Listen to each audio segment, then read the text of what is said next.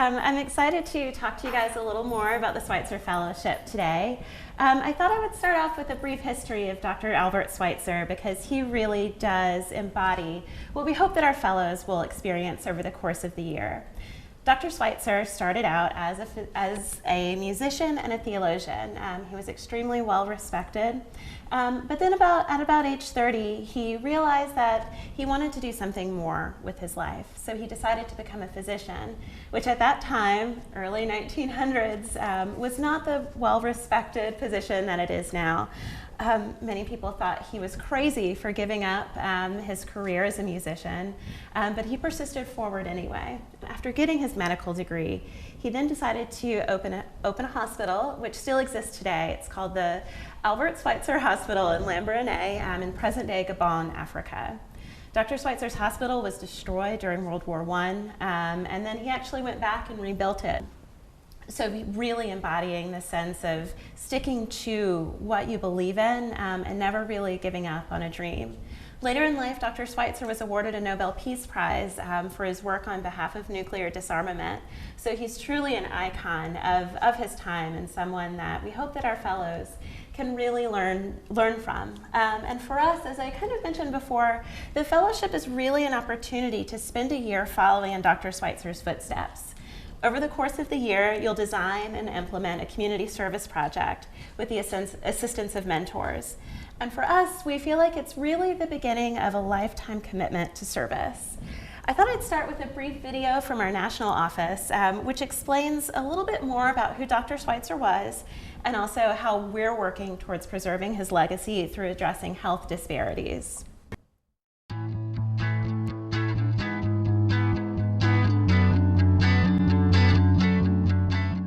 My name is Tim, and I am a North Carolina Fellow. My name is Sebastian, and I'm a Pittsburgh Fellow. My name is Taz, and I am a New Orleans Fellow. My name is Alan Shu, and I am a Boston Fellow. I work with children in Boston's Chinatown, and I run a photography club.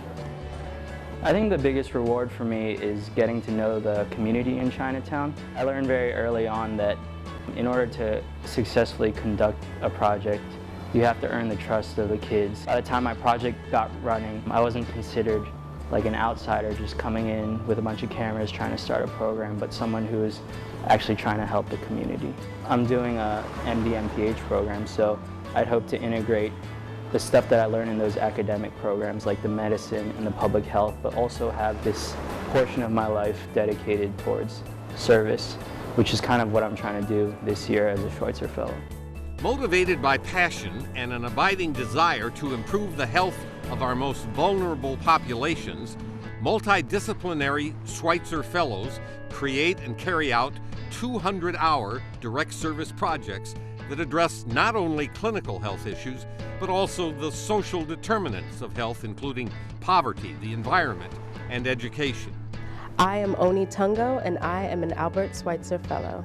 I am working with the Mattapan Food and Fitness Coalition addressing access or lack of access to fresh food. So the first part is managing the Mattapan Farmers Market and at the same time working on outreach and putting together community events. This is it. Like this will give me both the support, the people that recognize that I can do it, and who really want to see me pursue whatever it is that my career goals in nutrition are. To say that the help is mutual. I've both learned from Oni and hopefully allowed her some insight into what it means to be a community activist. And be around people that are just as concerned and passionate about addressing health disparities. The Schweitzer Fellowship offers a unique experience for students because it requires them to develop leadership and entrepreneurial skills to create and implement health projects while they are still in school. My name is Patricia McClory, and I am an Albert Schweitzer Fellow. My project is oral health education here in Children's Hospital, a way to reach out to lots of kids when they're really young, when they're here to see their pediatrician. So right now I'm a fourth-year dental student, and so there's a lot of oral health work that needs to be done in the public health realm. So it's been great getting to work on oral health through the Albert Schweitzer program and having the support of the program behind me in this project. So that's one of the things that the Schweitzer Fellowship does for me. Allow me a peer group and a place and a time to talk about the things in society that are deeply troubling and then work together to address them. The Schweitzer Fellowship's support extends beyond the mentoring that accompanies the initial year. It continues when fellows become alumni and members of the Schweitzer Fellows for Life network, a pipeline of leaders in service that is now thousands strong. Every fall, Fellows and Fellows for Life gather for a national Schweitzer conference to network, share ideas, and find continued inspiration in each other and in the impact that they are having on community health. Albert Schweitzer's legacy just continues to grow. And I think it's simply because he has a very simple and eloquent message, and that is, make your life your argument.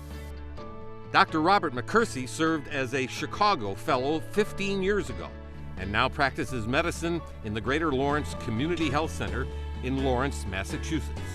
It's a community that's medically underserved and economically deprived. It's one of the poorest communities in Massachusetts.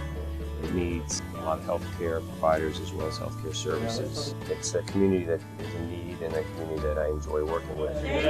Thank you for your job. I didn't call my mother. I think his legacy just continues to grow. I think his mantra in life was very simple. It's serve other people, and through service you gain a lot. And a lot of times you gain more than you give, and you also learn a lot about yourself. I work with the American Cancer Society in Philadelphia. University students as a social worker / psychotherapist. With Burmese refugee teens and local youth volunteers. With the Indiana University Student Outreach Clinic. I am an Albert Schweitzer Fellow. I am an Albert Schweitzer Fellow. I am an Albert Schweitzer Fellow. I am an Albert Schweitzer Fellow for life. Fellow for life. For life. So Albert Schweitzer is dedicated to helping emerging professionals find and create their own opportunities to serve their communities. Our mission is to improve the health of vulnerable people now and in the future by developing a core of leaders in service. And through these fellows, our leaders in service, we're creating change with and in our communities and our health and human systems. So through service, mentoring, and leadership development, our fellows really have the opportunity to become skilled in addressing the underlying causes of these health inequities, committed to improving health outcomes, and also prepared for a life of continued service. It's really more than just a leadership program or just an opportunity for you to launch a project. The two really work together to help you develop not just skills, but also knowledge so that you can emerge from the program better equipped to serve the community. Before we go a little bit farther, I wanted to take a moment to define health. Because when we're talking about health within the realm of the Schweitzer Fellowship, we're really defining it the same way that the World Health Organization does, which are the ways in which we live, grow, work, and age. And that really opens up your project potential in a lot of different ways. So I thought I'd take a moment to talk a little bit about what makes the Albert Schweitzer Fellowship a little bit different. Because as graduate students, we know that there are a lot of different opportunities that are available to you, either through leadership development or for service opportunities. What I think is one of the most important things about the fellowship is that it's a personal pursuit. You're able to address a topic or work within a community that either means something to you personally, or maybe you have a real strong academic interest in that area. But in any case, it's a chance for you to develop something that's truly yours, and that's not always an opportunity that's available to you as a graduate student. And another thing is that since this project goes over the course of the year, it really becomes a meaningful and integrated part of your education. It's not just a 2-week, one and done kind of experience. You're working on your project during the school year and throughout the summer, in addition to attending meetings with your other fellows. So you have the chance to really learn how to build service into your life. And another thing that I think is particularly special is that it's an interdisciplinary experience. You won't just be working with other nursing students. You'll be working with medical students. You'll be working with public health students. We have a divinity student participating this year, and even someone in an English program.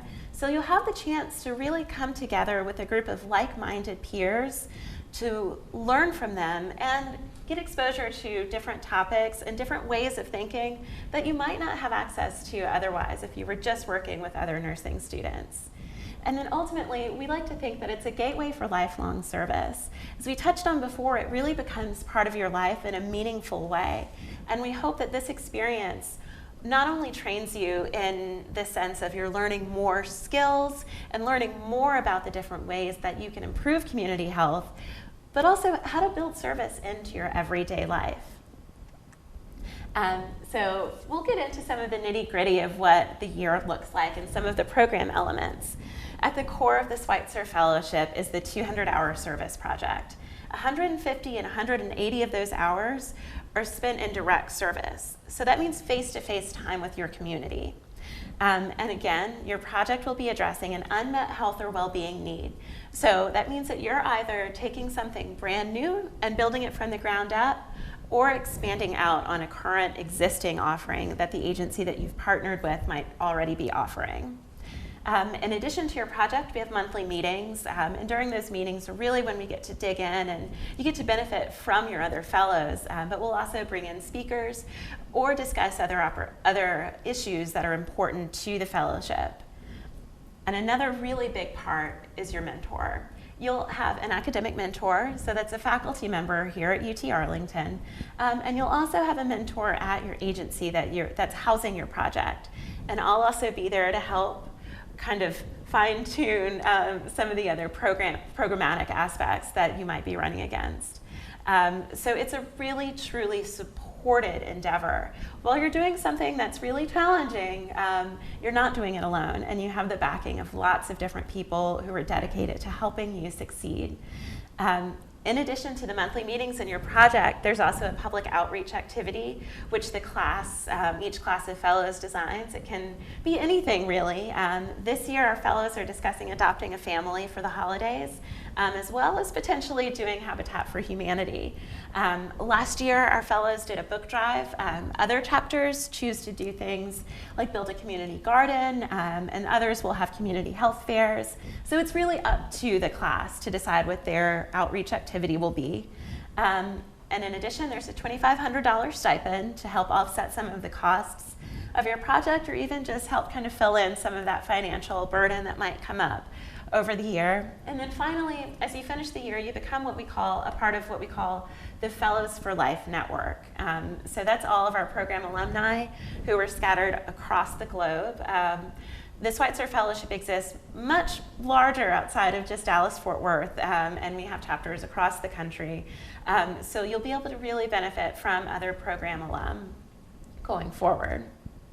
And I'd like to invite Alicia Roberts, our current DFW Schweitzer Fellow from UT Arlington, up to talk a little bit about how she's made her project work this year with all of her other personal and academic commitments. Alicia? Hello, I'm Alicia Roberts. I am a current Albert Schweitzer Fellow for this academic year. I am addressing high blood pressure among elderly or older African American individuals at a community site in San Antonio, Texas. Part of being a fellow is you have to have time management skills. It's definitely doable to be involved in the fellowship project. One of the things that kind of helps keep me on track, every month we submit a monthly report, and we kind of log our hours to just make sure that we're kind of keeping a good flow and a good pace on the things that we're doing, and it helps keep us accountable. But I work closely with the site mentor and also faculty mentor, Dr. Behan here at UTA. And she encourages me, to make sure that I complete all of the hours. And if I have questions or any problems, she's available to also help me. part of the time management piece is having a good idea of the project that you would like to pursue. One of the things that I was interested in is high blood pressure.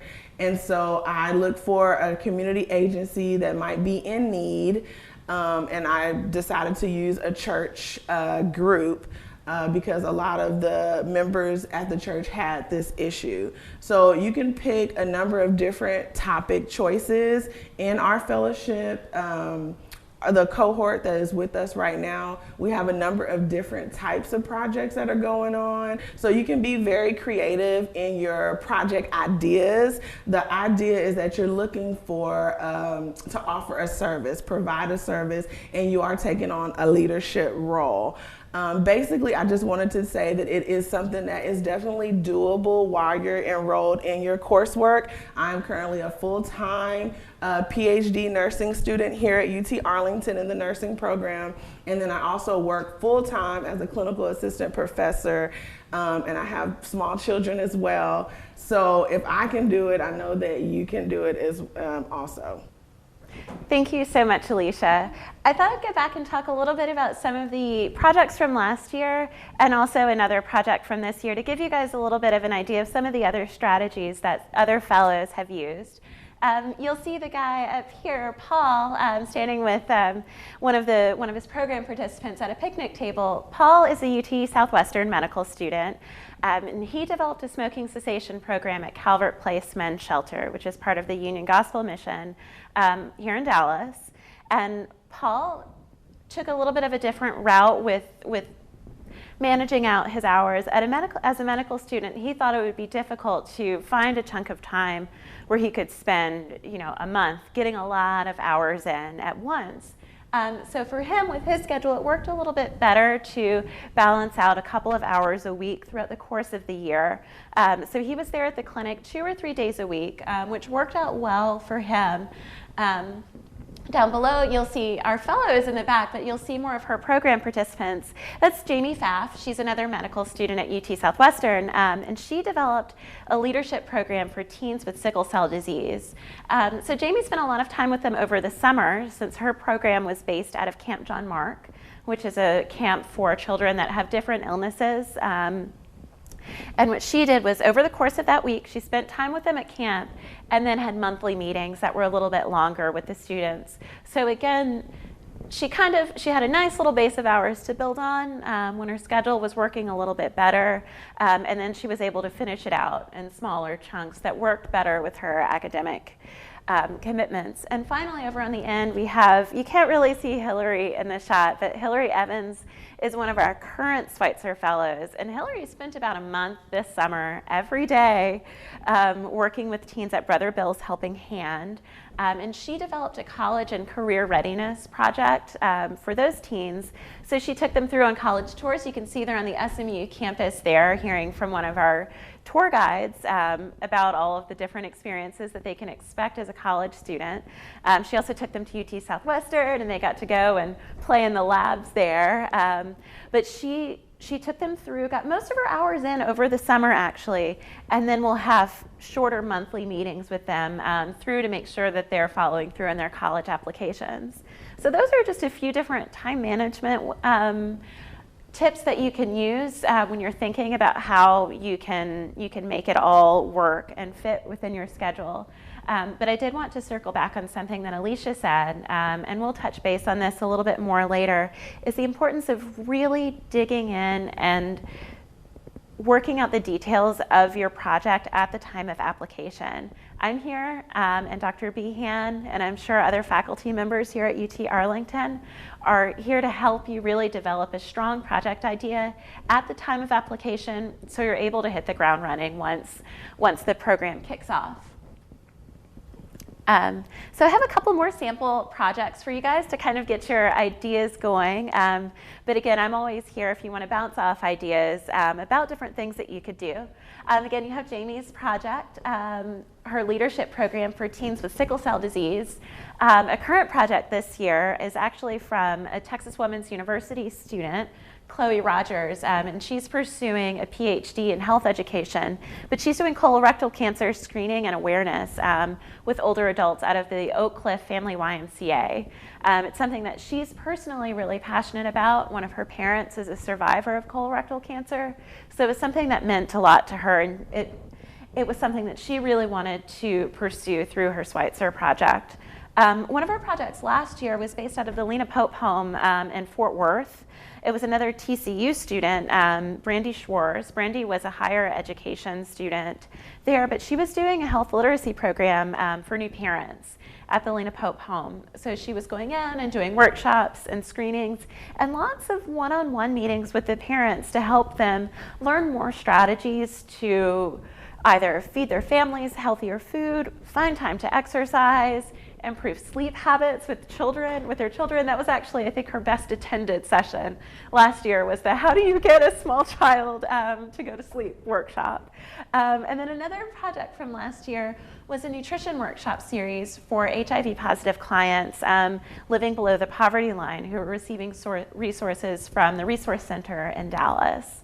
So you can see a lot of our projects are really different, and you're able to pursue something that you really care about.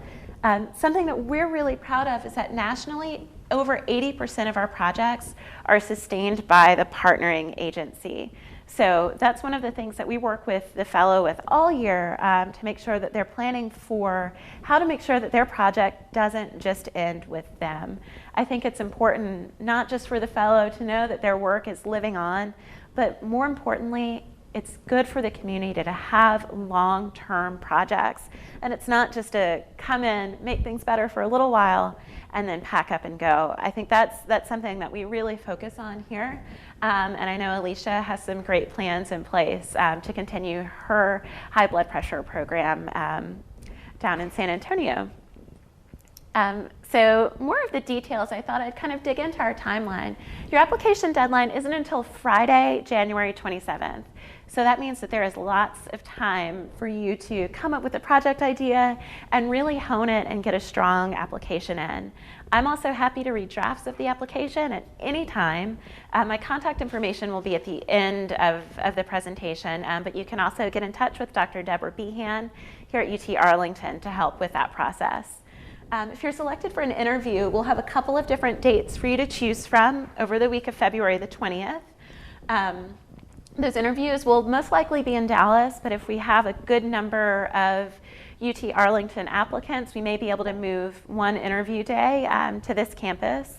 And then we'll notify everyone whether or not they were accepted by March 6th. And then everything really kicks off the weekend of April 8th. That's the weekend before Easter with our overnight retreat. It'll be held up at Possum Kingdom Lake at the Cliffs Resort, and that'll be the first opportunity that you have to meet the rest of the fellows, and we'll begin our training. Going forward, we'll have our first monthly meeting the next month in May, and then there's an opportunity to attend the Schweitzer Leadership Conference, which takes place in Boston every year, usually the end of October to early November. This year it's the weekend of November 3rd. And again, that's up in Boston. We do have small grants available to help offset the cost of travel for our Schweitzer Fellows, so that's another nice bonus to the program. And then finally, by April 2018, a year after you've started your project, you'll finish up. We'll have our last meetings, and then we'll celebrate the end of the year with a celebration of service where you'll get to talk a little bit about your project. It'll be a nice lunch with you, the other fellows, the members of our advisory board from UT Arlington and the 7 other universities that participate across DFW, as well as all of your mentors. It's a really, really great opportunity for you to go and speak a little bit about what you've done and reflect on what the year has meant. And then finally, a little more information about the application. We do have a couple of things that are required on that application.